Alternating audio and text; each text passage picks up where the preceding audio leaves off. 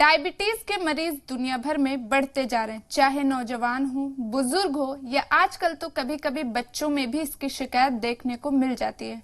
WHO के मुताबिक हर साल करीब 40 लाख लोगों की मौत डायबिटीज से होती है।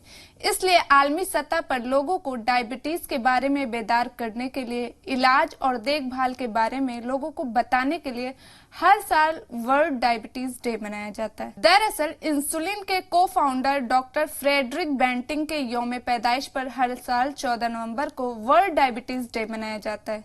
वर्ल्ड डायबिटीज डे पहली बार साल 1991 में मनाया गया था।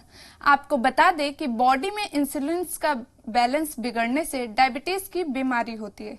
इंटरनेशनल डायबिटीज फेडरेशन हर साल वर्ल्ड डायबिटीज डे को मनाने के लिए एक खास थीम रखता है। इस साल के वर्ल्ड डायबिटीज डे की theme access to diabetes education है, जिसे लेकर लोगों को डायबिटीज के लिए बेदार करना है, क्योंकि लोग अक्सर डायबिटीज को हल्के में ले लेते हैं।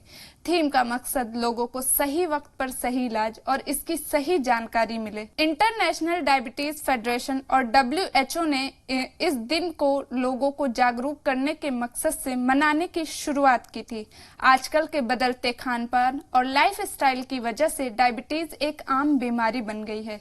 ये सेहत के लिए काफी नुकसानदेह, इसलिए अपना और अपने घर वालों को लेकर डायबिटीज के मामले में लापरवाही ना बरतें। डॉक्टर से फौरन सलाह लें। ये खबर आप देख रहे थे जी सलाम के डिजिटल प्लेटफॉर्म पर अतीका नूर के साथ।